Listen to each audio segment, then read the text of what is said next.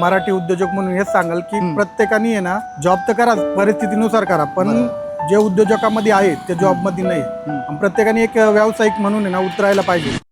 आम्ही एक कमाल स्पॉट शोधलेला आहे, मिस्टर मिसळ वडेवाला. आणि हे गरवारी पॉईंटला असा एक पॉईंट आहे. लेफ्ट तुम्हाला मारायचं असतो त्र्यंबकेश्वरला आणि नवसा गणपतीला. आपल्यासोबत किरण दादा आहेत, त्यांना आपण काही गोष्टी विचारूया या जागेबद्दल आणि या मिसळबद्दल.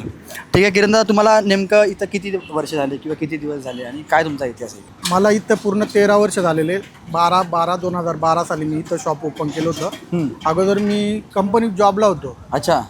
माझं शिक्षण 15वी झालेलं आहे. ओके. परंतु नोकरीच्या हिशोबाने जे पाहिजे ते उत्पन्न भेटत नव्हतं. त्याच्यानंतर मी ह्या गोष्टीत उतरलो. बरोबर. सुरुवातीच्या काळाला खडतर प्रवास होता, पण हळूहळू लोकांची साथ आणि लोकांनी दिलेले सगळे बहुमूल्य वेळ त्यांचा आणि क्वालिटीतून साधलेलं माझं नाव, बरोबर, याच्यातून इथं आज कस्टमरचा क्राऊड उभा राहतो. पण एकेकाळी असं खाण्याची परिस्थिती नव्हती, त्यावेळेस आम्ही ही गोष्ट चालू केली होती. पण सगळं काही माझ्या ग्राहक वर्गाच्या भरवशावर आज मी इथपर्यंत पोहोचलेलो आहे. त्यांनी खूप साथ दिलेली आहे. त्यांच्याच भरवशावर आज मी माझं एवढं मोठं उभं केलेलं आहे. आणि नक्कीच दादा, तुम्ही क्वालिटीची जी बात केली ना, आता आम्ही खूप रॅन्डमली थांबलो इकडे आणि आम्ही इथं विचारलं की मिसळ आहे. दादा बोलले की नाही, आपल्याकडे वडा रस्सा हा स्पेशालिटी आहे, राईट. आणि आम्ही जी खाल्ली, आम्हाला जी मजा, तुम्ही व्हिडिओमध्ये बघालाच जी मजा आली आहे आणि खरंच ती क्वालिटी आम्हाला इथे भेटली आहे. काय डिफरन्स येतो जसं की एक जॉब करण्यामध्ये आणि धंद्यामध्ये?